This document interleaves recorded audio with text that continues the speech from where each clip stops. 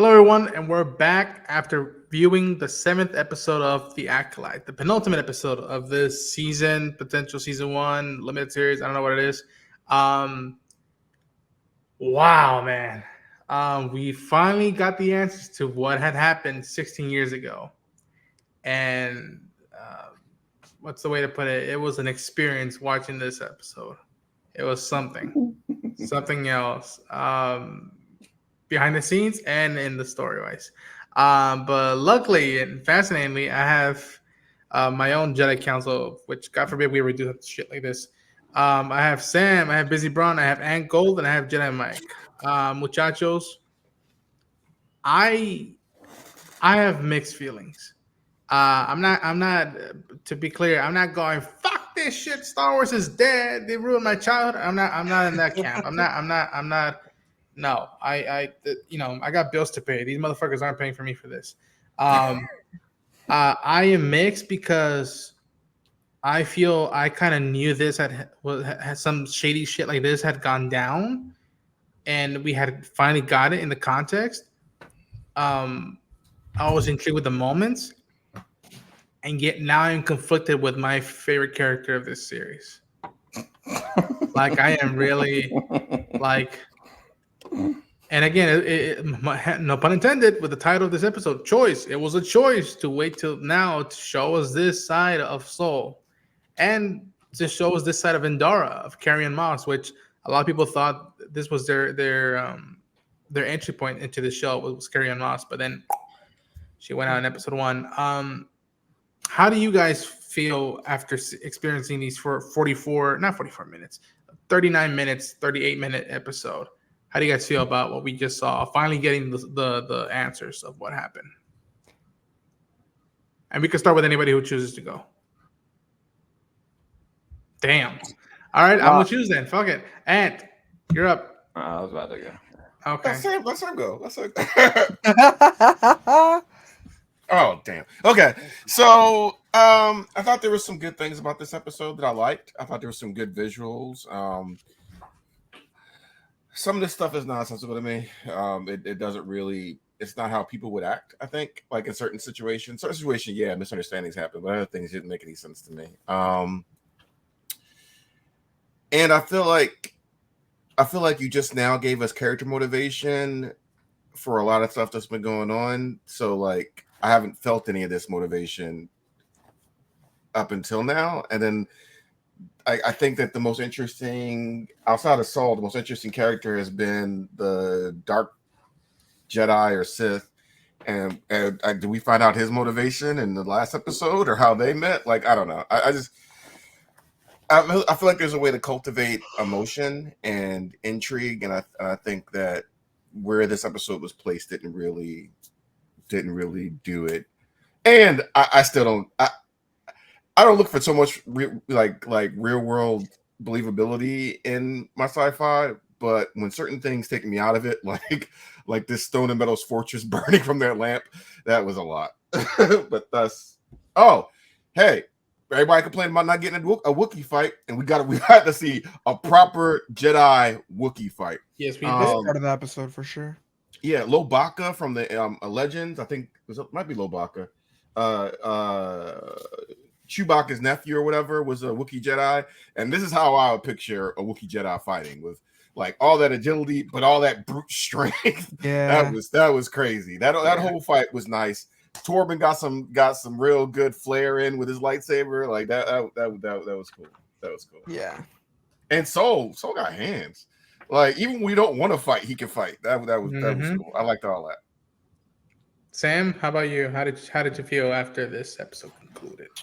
So this episode, the biggest critique that I could have about this episode and structurally how the show was, if they had episode 3 and then immediately had this episode, I think that functionally the character progression would have been felt a lot more valuable. Like people would have been in like, okay, this is Osha's perspective, and then this is what May knows happened. I've already had my suspicions about Soul, and that's not to say that the actor playing the role of Soul is amazing. He is great in this show. I've always kind of sensed that there's like things that were hidden from the perspective of it.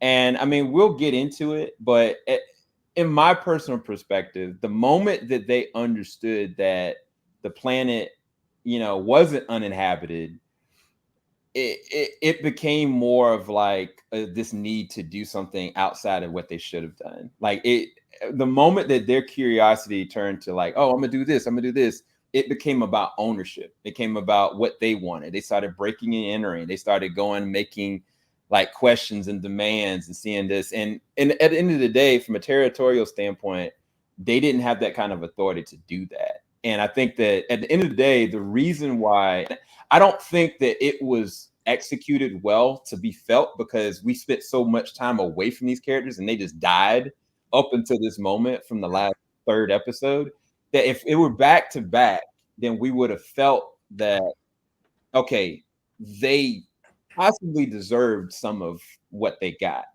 And from May's perspective, all she knows is that she saw Soul kill her mother. And at the end of the day, like, they came to that planet, they came to them. There was not something that, even if these girls were created out of an imbalance of the order, it's at the end of the day, like, I don't know, like the responsibility still fell upon them. And it's just interesting to me that we got finally to fill in all those blanks. I kind of was just watching it, and I like the fact that I got to fill in all those blanks. I am curious to talk with you guys what the things that didn't make sense to you guys, and also the things that you felt like could have been changed or switched, or a person's perspective how it would go. So I'm all here for your conversation more than anything. So that's where I'm at with it. I enjoyed it for the most part. Yeah. Mike, let's hear it. Oh God. Mike was laughing the majority of the reaction, by the way. Yeah. Just crying, laughing. That was unique. The whole episode. Listen, I want to get you close up here.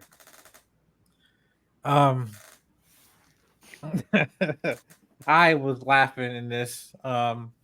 Listen, I gave a saving grace for this show. Again, Wookiee fight, we got, I guess, what we asked for. Sure. Again, it's not the whole thing. Again, going back to Miguel's point, and I'm giving you the close up. I want you to stay with me now. He's talking about Star Wars is dead, and also, no, it's not. It's right. It's here. It's in us. You know what I mean? It's never going away, and all stuff. Just some Star Wars content you might not like more than others, whatever. Again, Soul, I think that character is still, the saving grace of the show, and definitely this episode did everything magical to think of just, trying to destroy this character. And for the audience perspective, thinking like, oh yeah, you think he's your favorite? No, just wait, look what he did. And seeing the perspective and everything. I will say, I did like the way, in terms of going back to the flashback, we're seeing the flashback in a different perspective, and I thought they synced those scenes, I think, very well. To retelling, of other events, or even before somebody wakes up. Oh yeah, there was a whole conversation before this little girl woke up and then told her a bull-faced lie, whatever. And and also things happening at the same time, just in different locations, whatever. We're seeing, oh, what's happening here while this event is happening?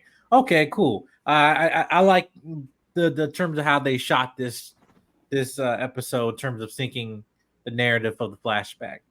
But that being said, again, there's just basic things in plot, and I'm gonna take it back now.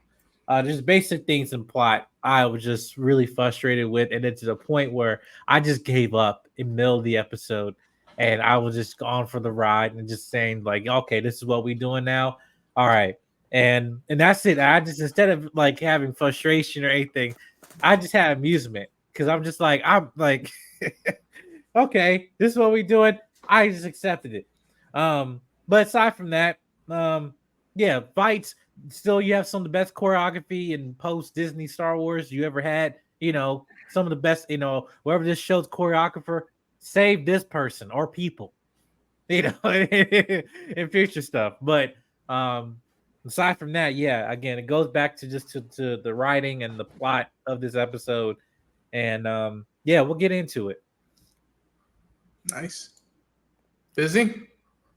So I said this before, but I truly believe that the choreography is some of the best that we've seen in the franchise, and I think that's the reason why I'm like checking in every single episode, because I don't know, I haven't been that impressed by something Star Wars related since episode 5 was one of the moments that really had me hooked, so Yeah. going into the upcoming episodes, I knew it wasn't gonna. I didn't want to have my expectations up there, but there are some moments that are, really pulling me out of it. But then there are some moments that kind of saved some things a little bit. Like, for an example, getting more answers, with the flashbacks and all that. Like when you guys were hyped about the flashbacks, I wasn't really like I was like, okay, that's gonna be cool, but it is what it is.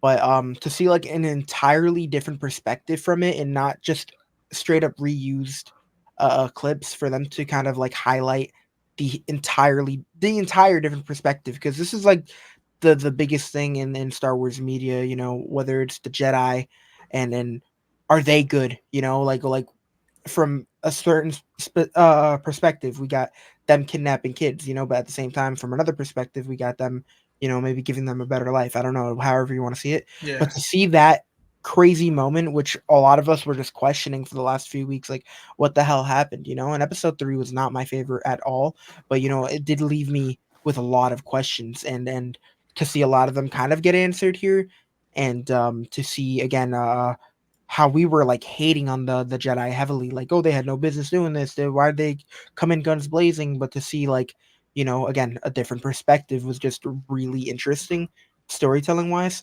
So that actually had me really invested for a little bit of the episode. But other than that, I mean, I I really want them to close out strong with episode 8. Yeah. Yeah, man. Because here's the weird thing that I'm in the camp where I dug episode 3.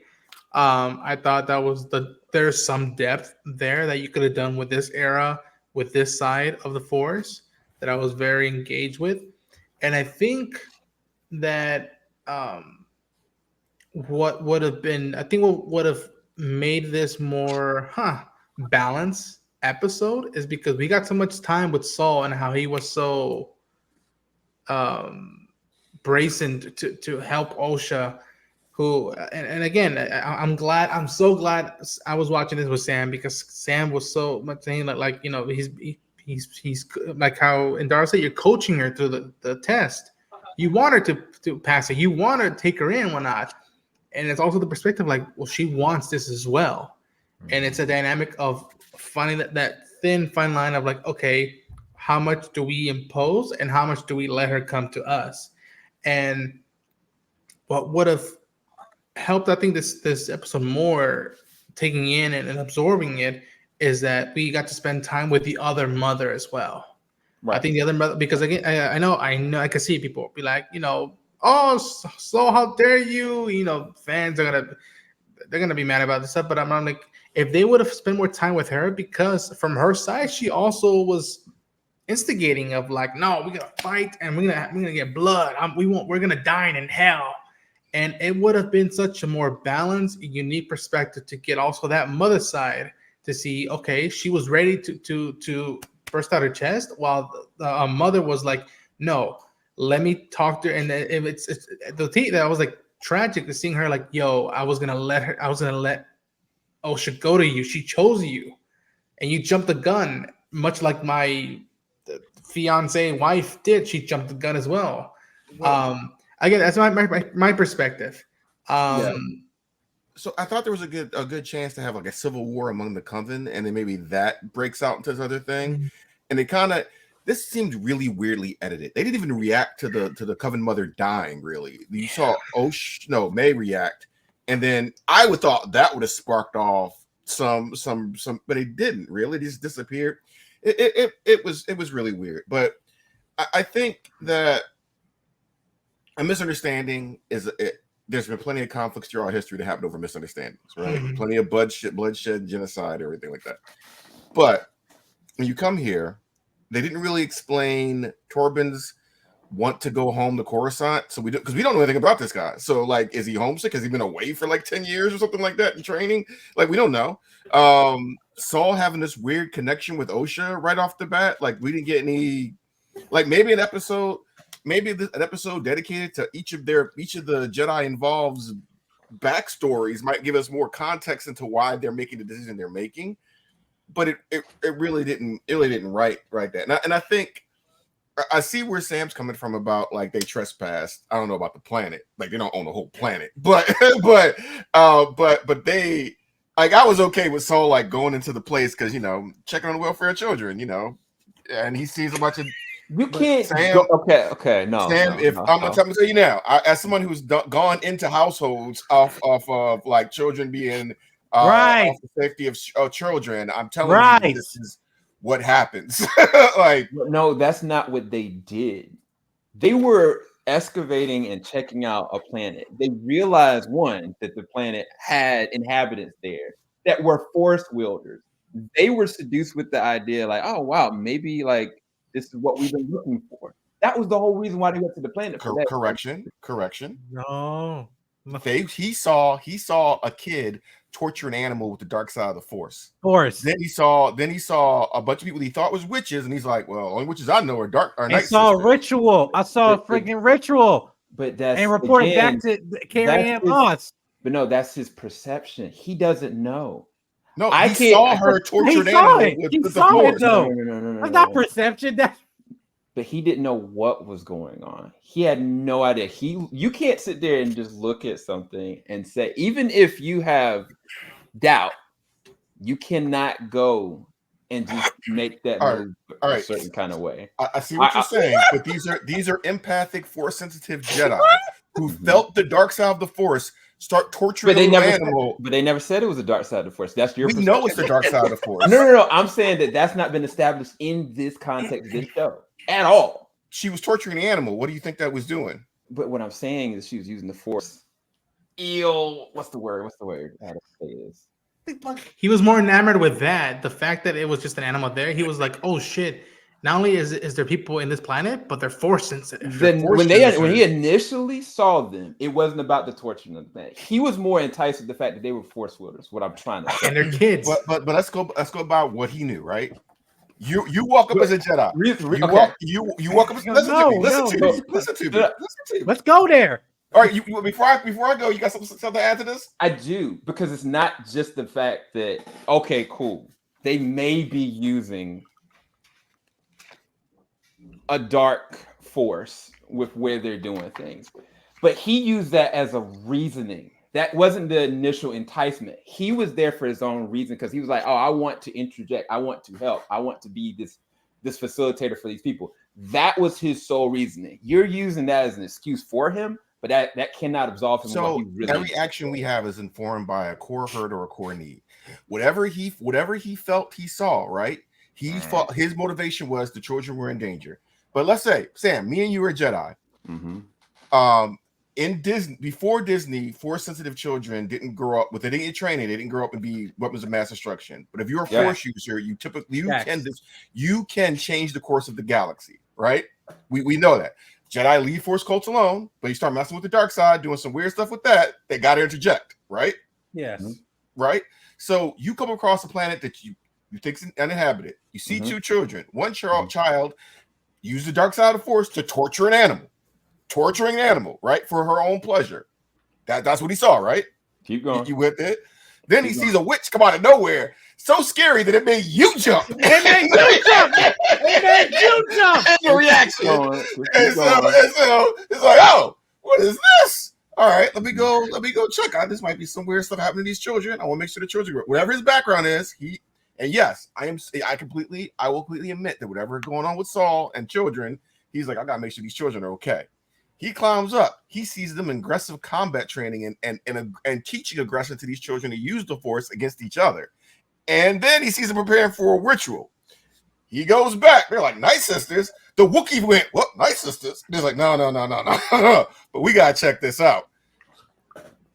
I agree with you that maybe things have been handled differently. But I am telling you, If you saw, this last thing I said. If you saw, let's say you're a police, you're child protective services, you're whatever, you see people condoning kids torturing dogs or whatever, right? And then you're like, what are they teaching these kids? What religious thing is that? And then you fear they're in a cult and maybe they're doing ritual sacrifices or something like that. You're not going to investigate? No, I know exactly what I'm going to do. I'm going to go to my freaking police car. I'm going to say, there's an actual code. No. Listen. He talked. Let's not go. I'm talking to Mike. As soon as I find out that's what's going on, I'm going to say, you guys, there's something going on. I don't want to be too aggressive and jump into this because legally I can mess all this up.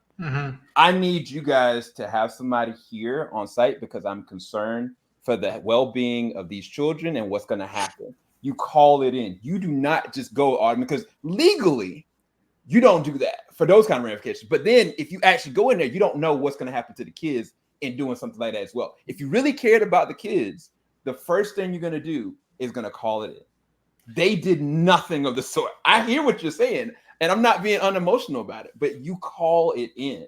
They did not do that. The moment that they realized, like, it's even taking everything you just said into account, the moment that even him, I'll give him just climbing up the wall and seeing like, okay, guys, there's something amiss here. We need to talk to the council about this. Before we approach, we need to kind of talk about this and regroup. We didn't know that this was going on. We initially went to this planet because we were looking for something. Maybe this is what we're supposed to find, but this is not feeling right. It doesn't smell right. I want to do something for these kids, but if I invoke myself too quickly, I can mess all this up. So let's go and talk. Exactly. The whole point is perception. If I go and immediately jump in and do something like, what am I saying? Like there's checks and balances to how you approach it. You don't have to do it the way they did it. And I'm not saying that they were wrong in the sense of not trying to figure out whether or not these kids were okay, but them going directly in. What if there were more kids? They didn't know that. They had no idea how many kids were involved in that. They chose. I think he said the number of people in there, and he said it was 2 kids. But he could have been wrong. He could have been wrong, but that's what he All I'm saying is that their approach could have been, let's talk to the Jedi Council about this and let's maneuver away. Let's move off the planet because they intruded on these people 3 different times. The moment that they were like, they worked with this coven, knowing full well they're coven, knowing full well everything you just described, like, yeah, I want to test these children. They don't know what's going to happen from these children. So the second break-in, I agree with you. Yeah, but what I'm saying is that the moment that those kids went into their ship, they could have, hypothetically speaking, been brainwashed, and those kids were trying to kill them. They didn't know. They brought these kids onto the ship, and they just approach. That's not how you approach it. Like all that was so possessive in the way that they handled it, and I'm just telling you, that was not justified how they went about it. Can I say one more point? They put themselves in that situation. Well. So I think there was escalation on both sides. It was absolutely. I'm not disparaging. I think that also you being if I'm a social worker and you're a cop and we think children are in immediate danger, we're going to act. We can call it in, but we're still going to act. We're not going to wait till the children get hurt, and we're not going to wait for a committee to go. Who's a half a galaxy away? We don't know how far these planets are, but half a galaxy away. It's like, hey, we're gonna call the council. I think the children are being hurt right now. Now, could they have handled it better? Yeah, I would have sent Torben to the ship to call the council. Hey, we got a situation here, and we would have went there. I don't think they should have just broke in like that, escalated the thing. But I can't use. I'm not going to use this word in the cast, but mind blank. When they went in, they mind blanked the Padawan, and that's a violation. And out of that, she was in a whole meal type of thing. Okay, so I have something to that. Go ahead. Yeah. So as a show of power and force, right? So much so that we think, based on what I saw, because we don't know anything about Torben, she put a suggestion in of, I need to do this to go home. And so escalating by mind entering, and even the Jedi were like, because some of them, Saul was ready to go to work. And she was like, no. Hey, mother, we have a right to test. Do you disagree with our right to test? No? Okay. Let the Padawan go. But she put that suggestion in his head that amped it up further. I won't go to the next section. I'll let you. And I also feel like I'm dominating the conversation. No. You're saying it right. And all I want to say is that you guys' perspective of like calling it in and waiting for a decision to be made. And who knows if they were trying to do this intentionally or not. It more or less also echoes what happens sometimes in real life, where sometimes people don't call it in and go in guns blazing, whether it's justified or not. And I think that, again, as someone who was like, so was the one who's trying to prevent everything, it was shocking to see how much he was so eager to get involved and unbalanced. And to an extent, I understood the connection of like, yo, it's some shady stuff happening, and how he was seeing stuff, maybe from another culture, whatnot, but how he was seeing stuff without context. And I would have thought that the Jedi, with the knowledge and the connection at the Force, they would have the oversight to see, okay, there's more ways than one. Maybe our ways is the best for our stuff, but he was seeing stuff out of context. And I think that what was fascinating, and again, it's I think criticism is that like how we were getting so much of the tone that Saul was presenting in the first 5 episodes. We got it through Indara in this episode, and how I'm like, well, that would have helped a lot by the time she in the first episode. And it's just fascinating that how they did approach the council and how they were just waiting on that. And no, and I agree. For the record, I don't agree with it with him breaking in. That really felt odd, and I'm like, wow, this is not looking good for the Jedi's image. But they broke in and introduced themselves. That was a weird, yeah. But this is my thing, because again, and I don't mean to apologize if I was stepping on your toes or anything. It wasn't my thing. I had the really issue I had to in terms of connecting pieces, because you made a good point. Both sides were escalated, in terms of the situation, but also it was irrational. Until a point it didn't make any sense. After watching this episode, I'm like, how the heck does Soul even become a Jedi if he haven't, like, in the fact that you have I don't have a Padawan. I'm gonna get any child, the closest child I can get to take, and stuff like this. Like, oh, there's one. Okay, let me go get him. And then this is also a thing too. The whole, like, her going back and forth, like they're about to fight each other. Carrie-Anne Lamas and Soul about to fight each other with the with this thing, right? I was like, what is this? I was like, Kung Fu. Yeah. I get it, but here's the okay. But else is another thing too, all right? Because you mentioned this thing about the imagery, of that, these supposed to be keepers of peace, whatever. The Jedis are just supposed to be like the galactic police officers. And imagery of terms of, hey, not all cops are bad, but also not all cops are are good, and also can be abusing their power or whatever, or protecting each other's own, the blue wall, whatever you call it. I see it. Right. And also attacking on the innocent, even from people from different cultures. And also when you think that you might be in danger, so then therefore you react, you can pull up your weapon and everything, and then you attack Black women. So and that's how it is, I get it. I see the imagery. But here's the thing. The thing about makes sense. First of all, the meme, everything, yeah. She did start the fire. How the fire grew up, their pet peeve.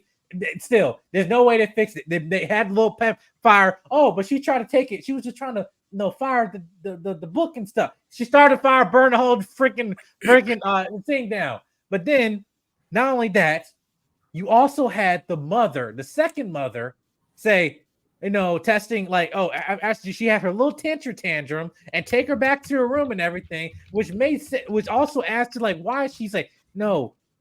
You can't leave. I'll kill you. And then you're just taking instruction from your other mother who's saying, get mad. Hyped her up to do aggression. Get mad. Fight. Do this. I'm like, what the heck is this?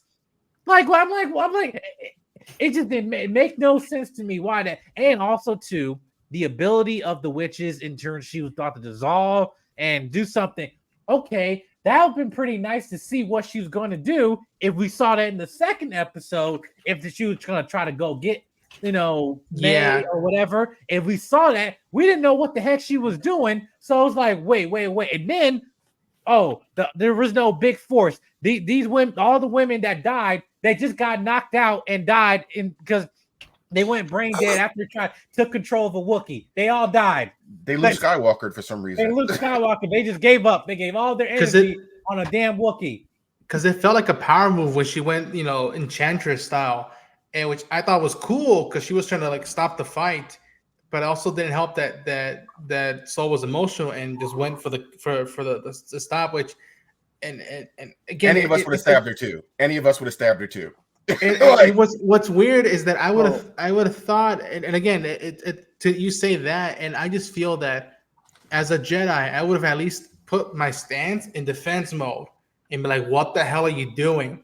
Which again, it's the mixed part of how much I'm mixed with the show and how the moments like got me. The fact that like he stabbed her and immediately she like grabbed his shoulder and told him, I was gonna let her go. Like she chose you. I was okay with that. So I'm gonna say this. Go for I'm it. trying to be. Well, you know what? Before I go there, Bizzy, did you have anything? Nah, no. Okay. I think I said my piece. Yeah. Okay. That's fair. So you know how like you see something, and whether it tempts you, and entices you to do something, or it tempts you to like, oh wow, like I feel something for this. Like you see something and it triggers something in you. I think the moment that he saw both these girls, for good or for bad, there was already something there where not an inferiority complex because he didn't have a Padawan. Maybe he has this over vigor, like I don't know. There's something about him that really wanted to be able to maneuver forward. Like he wanted to be able to lead. He wanted to have somebody over that he could train up and, give a better life to. I think he already had that in the back of his head. The moment he saw these girls, that thought became imbalanced. And once he became unbalanced, I think that he started becoming emotionally compromised. It's weird because it's not like Anakin, where it's like a love infatuation and lust and all this kind of stuff. Like, it's not that.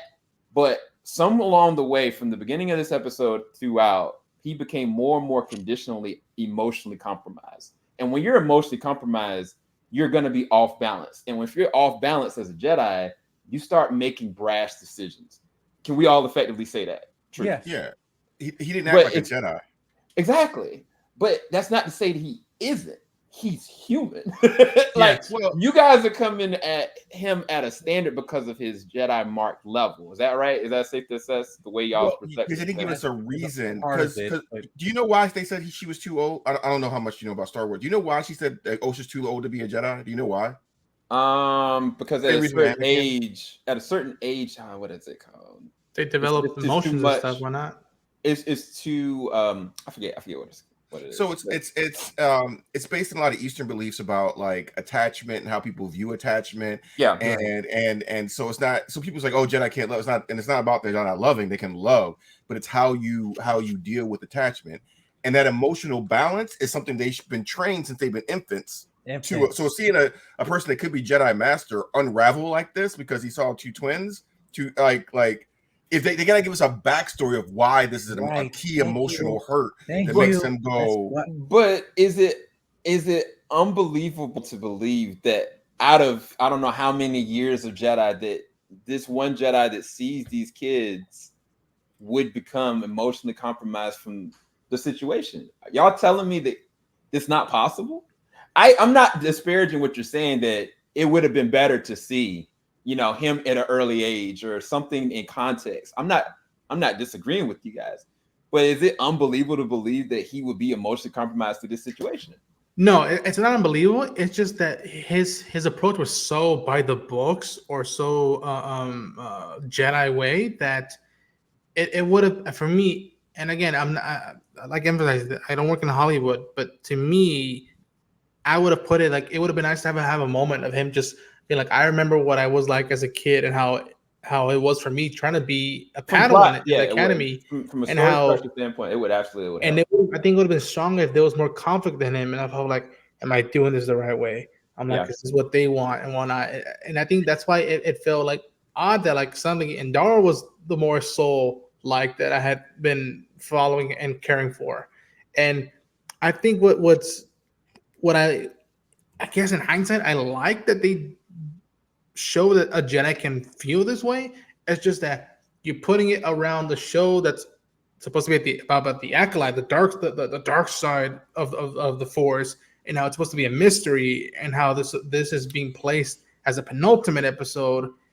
It felt, But it's the still beats tied. right there. It just felt funky. It felt like a weird Tetris map. Maybe it would work better if Saul was a Padawan when this was happening. Maybe we could like Right. wrap her head around, Exactly. you know, and that's what because again he was so unbalanced and so fixated on this. We don't know why. We have no idea why he's fixated on Ocean. Right. And there was a Specifically insinuation that he might be with, like, there's a history with Chimere from the previous episode, like they either know each other or know of their past history or something like that. And I'm like, I thought there might have been connection. I thought we're probably going to see Chimere like younger somewhere here or whatever. But it's just like, again, the talking about the choice they made, it's not even about the rank, but it's also during the era of the High Republic. During this time, again, for books and stuff I read, and also you talk about the lore that they established, not what I have preconceived notions about or anything. This is what they established. Set up. That's why I was saying, how did he get to this point of that? Not only that, oh, now he become a Jedi Master after this situation happened, but the fact that to this point that, oh, he's making irrational decisions, emotionally attached and everything, to a point that, okay, we're not even going to tell the High Council all this stuff in this situation. And then even then to that point with the young Padawan, right? It could be a simple instance why he want to go back to Coruscant. Like, I don't know, I'm scared. I don't want to go here. This witch is here. I want to dip. Or and then you know, like, but that jump from 16 years for you to become a Jedi Master and you never touch the ground from this, like, it's just I don't know why. Part of it, and maybe it's my perception of Qui-Gon. When Qui-Gon made the choice to work with Anakin, I don't think it was out of good sound judgment. I think he had an emotional attachment to and a connection to this boy. Yes, the boy was strong in the Force. Yes, it was absolutely something that he was connected to. But every time I've ever watched that movie, it's always been like, okay, like he feels like a level of responsibility. He should do something. But even though he shouldn't have. He said, I didn't come here as free slaves. Right. And it's a very, just to like, I'm thinking about it now. Carrie-Anne Moss did such an amazing stuff with what she was given in this episode. I love her. But the moment of silence where she was seeing what Saul was doing and what was happening with these kids, it's like that moment Saul should have had, because for me the emotional connection response would have like fit better and been streamlined better. And again, I hate harping back on this, but it would have been nice to spend more time with the other mother because she carried them. I'm like, y'all, that would have been such a nice extra 30 minutes to see, okay, how does the mother who carried these twins feels all about this, even though she's not the leader? She's the first hand that's an attack and whatnot, but how does she feel about their perspective and how maybe there's jealousy that this guy's trying to be a father to them and maybe they don't need a father? But that's such a terrible. Got about divergence. We never even talked about Qui-Gon that. had a different. Qui-Gon had different motivations because he was following the living force and the prophecy and things like that. Yes. What I was thinking about this in school, we always learn about like be really careful about like protecting kids from the culture you don't agree with. One example they always use is the Native American social workers went out there to like grab them, give them a better education and give them proper names, and we're doing good and things like that. And then so you talk to a lot of tribal peoples, and they lost a whole generation, came back as adults or second generation, and they lost so much of their culture because there was nobody to give it to. And even now, like, you know, if you adopt a kid and it finds out it's part, you know, that kid is part whatever tribe, that tribe can come and get that kid right away. You know what I mean? Because of that stuff. And I see the parallels, and I see what they're trying to force this into. I just think, Sam, can you admit there's some story disconnects here that we could have spent? Never disparage that. There's always room for better plotting and threading to make sure things are concise in their understanding. So people, even if I can read between the lines, you can always add more layers to make sure the foundation. But there's a lot of wasted time over these episodes that you could have put that stuff in.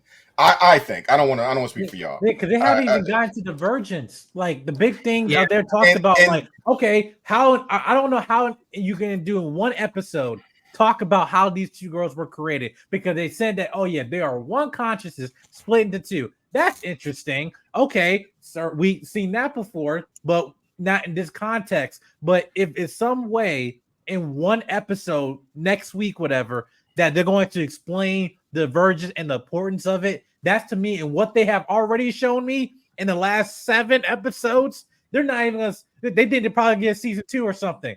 Was Give this us worth exposition. supplanting Anakin's legacy in this? Like, you supplanted Anakin's beginning, and you supplanted his sequel, supplanted his ending. Like, so, like, I was all for it. Like, maybe they're gonna give me a good story. Like, we came up with theories last time. Like, oh, Yeah. maybe this will be this, and I was like, but you haven't given me a story. Like, you didn't need to do this. They didn't. From what I see, they didn't need to be created by the Force for you to have this storyline. And I don't think it destroys Anakin's legacy, because I think he's not the only prophecy. Infringes. I you know, even then, I don't think it hurts it. If anything, I think it's the thing that people have been saying, that after each episode, I just have more answer. I have more questions. I have more questions than, Yeah, and like not that I need answers spoon fed to myself, but it's just like you set up questions, and now to answer them, you put more questions to be marked. And again, I think Sam said you could read the lines sometimes. It's just that some stuff sticks out. And again, I don't know if we're gonna bring it up or not, but how the place lit up. At the time, I was like, okay. It's so I will give That you doesn't make I'll sense. give you who is it? Mike was sitting there laughing. When May? when May, no, not even that. Like when she had the little lamp, and I was like, this lamp, first of all, it's electronic. It's got a whole bunch of oil in it, but it ain't got no cover on it. Why the hell ain't got a cover on this lamp of oil? And so this little girl act like she ain't never grabbed one of these things, and she's like setting it on fire or whatever. And all of a sudden she's like, "Oops!" And all free. She tried to step on that joint, and I was like, "That's space oil, bro. That burns hot." That metal was going, bro. I was like, don't tell me this is how it's all just gonna go down. We've seen wooden villages in Star Wars productions before. Why not just make this the village wood or something if you want to do this? Like, I think the thing about it, to Ant's point, that was such a waste of destroying such a big complex. I think that they use that as a red herring to say that, oh wow, May had this power and she just used all this fire to burn everybody down. It still makes it a cop out, because realistically, that wouldn't have taken down that whole entire thing. But at the end of the day, nobody got hurt through the flames. Nobody was hurt through the explosions. Nobody was burnt, even down to stuff and debris falling. Everybody was already dead by that time. Yeah. So I give the credit from 3rd episode to this, and using a red herring to make us think something happened. But I already knew it wasn't the case. I just didn't know the context behind it. Now, I want to talk about the mother's aggression. Which one? No, the one that was like, there's only one mother with aggression. There's only the one who was like, no, fuck the black you guys. the black mother never really. This is my personal perspective. What happened to my man Tommen? Torben, yeah. Torben was a flex move. Or they even changed the name that much. Right. I for sure thought he would say he has a type, and I was like, okay, that's cool. No, what happened to him? Just tell me what you need, baby. I got you. I think it was more. Aunt said it. It was a show of force without directly killing him. Biting, yeah. Because at the end of the day, they came to their complex, broke in, asked real nonchalant, hey, we come in peace. We broke into your house. It's all good. We want your daughters. Is that cool? And they're like, oh, nah. So it's like, if somebody came into my freaking house nicely, broke in, and was like, hey, I need one of your sons, I honestly may have something on the side yo, you better get up out of my house, bro. We can call the authorities right now or something, but it was a show of force. Yeah, he gonna freaking be on his knees. Ain't no gosh darn way. I'm gonna show that you can't just kill me. Yeah, I agree with you. The Jedi at that point could have went left. They don't know that. That coven has never, as far as we know, interacted with that number of Jedi in that situation at any moment. And we know this. people of authority can easily change and flip. Yeah, right. If Exactly. you don't know how that's going to happen, what you going to do? And Yeah, I I'm agree not with you, disagreeing Sam. with that, but I Right. think she implanted a suggestion in his mind. But I don't think that was deliberate. What I'm trying to say to you, the whole point of her is like, all right, I'm gonna get this Padawan because he's the youngest. If I can get him to want to leave, maybe I can get them off my freaking planet. I think that's the only motivation she had. I do think that action caused a ripple effect. And in his mind, it was like, anything I got to do to get the freak off my planet, I'm going to do it. And unfortunately, that happened. But it was not intent. Now, the other mother, she wanted freaking blood because she looking at it from a dad's standpoint, like, nah, bro, I ain't gonna have this, bro. And it didn't help. We know what we about. Me. I don't know these cats. They gotta go. That the other mother was very much like suavecito. I was like, that's not helping, man. That's. But Force users are. I talk about this in the Star Wars versus 40K chat a lot. A big thing about Force users, especially Jedi, is they're all empaths. So if you're a Jedi, all you feel is the aggression coming from that place, and some tear. And the other mother, there was only one person, the mother, the head mother, Mother Townsend of the thing. She was the only person that's trying to be like passive about it. The rest of them were like, we gonna fight, we gonna kill, aggression. If you're empathic, all you sensing is aggression, hurt the kid, keep them back. What? I choose to be a mother, not a leader. That's what she stands on. So there's different things going on there. They're putting together clues, and mistakes happen all the time. To me, the biggest crime, because again, you turn into a demon monster next to me in the middle of a fight, you might get stabbed. I would expect the Jedi to have more composure, like because we've seen. Remember when Anakin and Obi-Wan went through Padme's door to get the slugs off of her, and like precision. And so we expect that from Jedi. I don't prescribe to this Disney thing of Jedi don't attack people unarmed. We've seen Obi-Wan chop some people up. Right. But, yeah.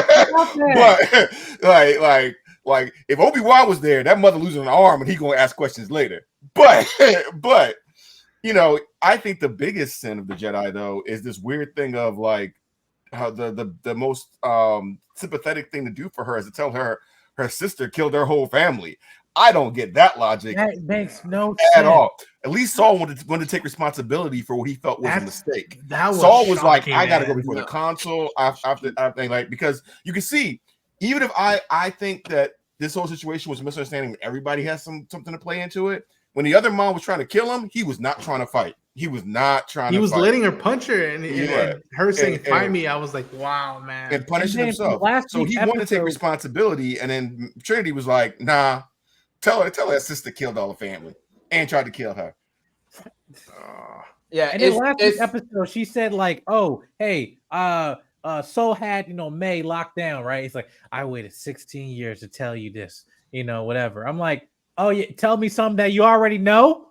Like, I did kill your mom. Yeah, no, I think you saw it. You were there. No, I think what he was talking about was what I told Osha. I think that was what the conversation was supposed to be. She was trying to admit to her, this is what I told Osha. And not only that Osha is still alive. Because from May's perspective, Osha's been dead. And these Jedi just freaking murked everybody. All she knew is that the Jedi killed her mom, her sister was gone and possibly dead, and that's it. Because she didn't know. Remember, she fell, but then she didn't know that what's the name grabbed her. So what I'm saying is that I think it was always a conversation of, this is what I did to Osha, and I want to. Do we think there's a third perspective? Do we think there's a third? Because that generator blew up for no reason, and how did May survive? Do we think we get a third perspective? I don't recall the shot of him holding the stuff, and like as I recall, it was edited differently because all you saw was the fact of that you didn't see him. We just saw those Osha and May grab. That's all after she fell. Right. We didn't see. Oh no, he was literally holding both of them and choose to drop May to get to Osha. We didn't see that part. That fell. Man, nah, y'all. Look, y'all. That was your boy. That's been y'all's boy this whole. I still rep Saul. Saul. He's a great character, but That was a shot in the knees, man. I was like, what the I'm hell? sorry. Man? I feel bad for y'all, but Like you should again, folks. If you see my reaction, Sam joined the dark side of that pool. He like, yeah, man, give me a helmet like that. I need a You helmet. could see me. I was in denial. The Jedi I was ain't like, shit. this They isn't try. happening. no, dude. I put the pieces together, daggone. Since episode 3, I was like, nah, dog. But also that I think that's an issue that I think is worth mentioning that is valid. It's just like if we saw something a mile away, then it doesn't help that we're waiting 4 weeks to finally get the flip side of it. If we can smell it, and again, it's. But y'all never believed the soul was that route, though. I said I still don't think he did. I don't think he did a lot of dirt. Not like you think. What you mean? He broke in. He killed the mother. He stole a little girl, and then justified what his actions were. We didn't steal nobody. What are you talking about? A child. A child. He didn't steal a child. He did steal a child. Everybody the child belonged to was dead. No. That's adoption. No. No. He orphaned her then. How about that? He didn't kill him. And also, did anything in this episode justify Torben killing himself with poison? What Torben did? It's mixed, man, because I feel like for him to admittedly like do the vow of silence for and 10 then years, be like, and then take the potion. I felt like he should have had his hands more dirty, and instead of having just a freak out and be like, I hate this high school, I want to move. It felt more like that than like, oh no, man, I beat up someone. I thought Torben was going to be aggressive. I thought Torben was going to be aggressive, and he was going to do all this stuff, and that's why he felt guilty. Carrie-anne Moss felt aggressive in the first episode, and I was just like, wait a minute. But he's a Padawan, you guys. He's not a Jedi Master. So for him, he's taking ownership that I was the one that went back. Because remember, Soul was supposed to be the one that grabbed him. He was the one that went back, and granted, it was the suggestion of what the mother did, but he went in and engaged, and I think that he took full responsibility for everything that happened. And he should have, but I felt like that's what he did. They assaulted the Wookiee like they assaulted him, and then the Wookiee almost killed him again. So what is he guilty about? He's just a Padawan, and they was like, you the weakest link in here. But Neil, first she tried some seduction, weird stuff. It was like, I thought it was like some lust and desire match. Like, no, you want to go home? Yeah, I was like, book talk is back. And I was like, oh Jesus, book talk is back. Then they put a suggestion in his head. He goes back. He still didn't do anything aggressive in the complex. He's blocking stuff. He's not even redirected towards the witches who are shooting at him. Then they mind control the Wookiee, and that Wookiee whoops his tail. Like you see, he got one droopy eye now because nobody else got a scar on him. That boy was like 16 years old, and he got scars for life. They ain't no regeneration, no back to tank, no nothing, and they gonna kill himself. But somehow he became a master in 6 years, and then went to sleep for 10 years. I don't know what's going on. Again, Sam, I think you're right in extent, but it felt like it was missing 1-2 more. Again, it's weird to say 10 more minutes of just that, or a little more time of him doing more dirty work to fully justify that perspective. I'll say this as of now, we've gone over 30 minutes talking about this, so I'm telling you there's juice in this episode. It felt it's my fault. If I had let up, we probably wouldn't even. No. But it's a good thing that we let it out because it's a lot that they've been like keeping hush up and now, and we finally see what happens, and it's like, well, yeah, we knew this happened.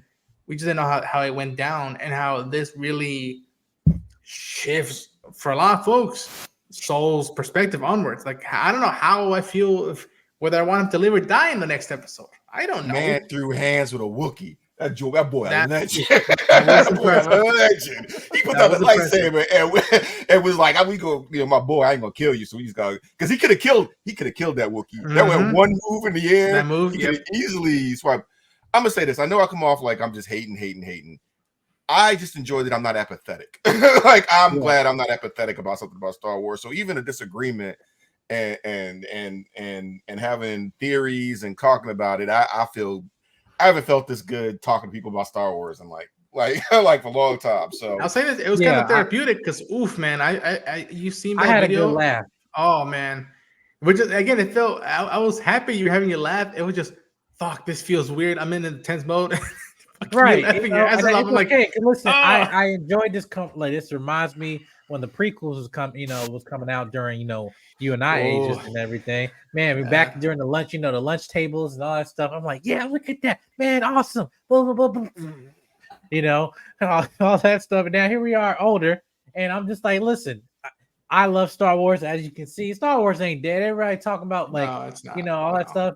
No. The problem is it's saying that what your definition of what Star Wars is to you, that probably no longer exists anymore, right? And that's okay. There's times we get older and the things we that we cherish, change, evolve, whatever.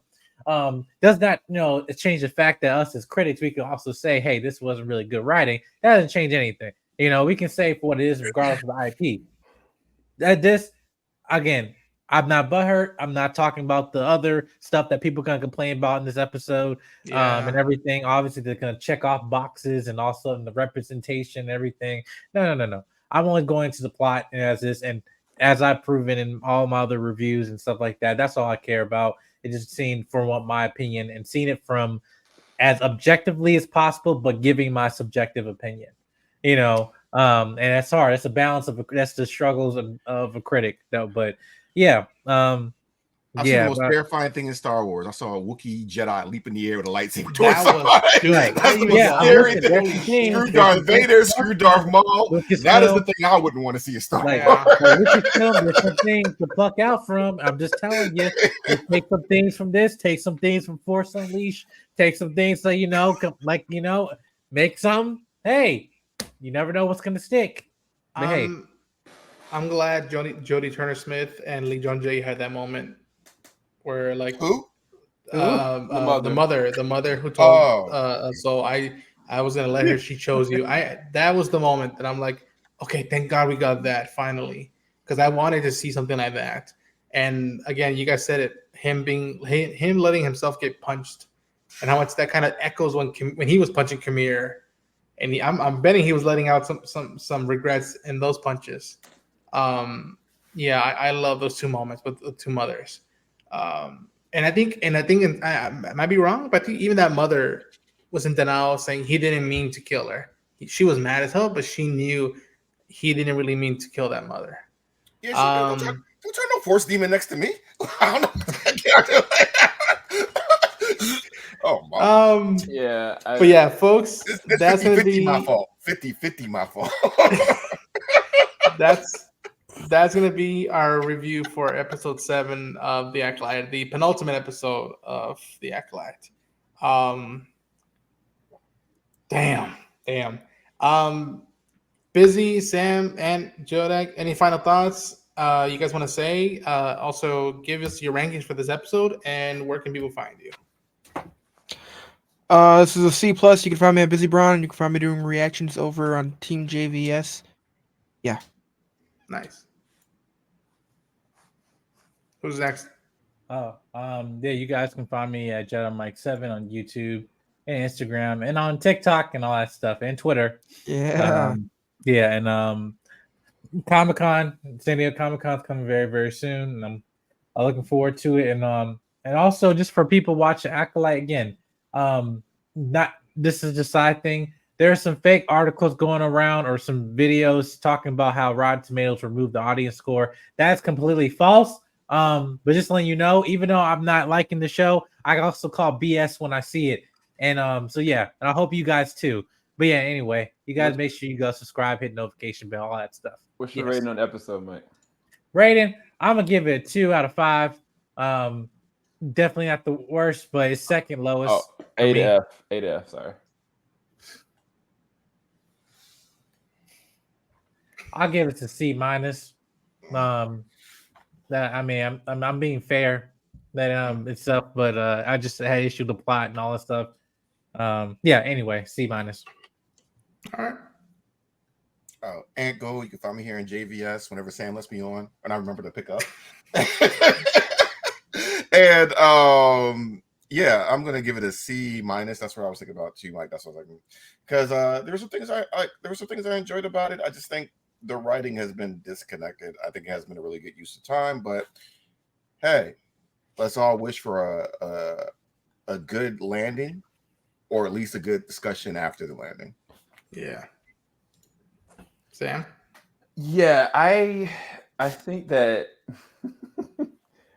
I think that if I hadn't have been into this review, this would have been a very short review. I apologize personally for making this review It's good, man. as long as it is. I've always looked at this show very differently.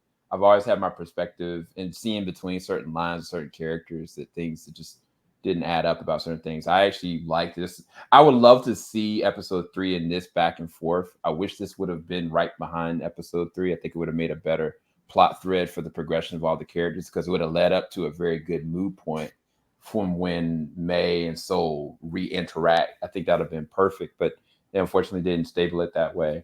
As far as the episode is concerned, I give it a B minus to maybe a C, or maybe it's really C plus, I think. But there are things I like about it. I just want to go back and check out episode 3 and check this out after the fact. There's a lot of answers that we actually got, but that I think the thing that puts it to a C plus and keeps it a C plus is the gas stirred fire. That hot burning oil that's burning metal makes no gosh darn sense. But now we got a Wookiee though. Heard?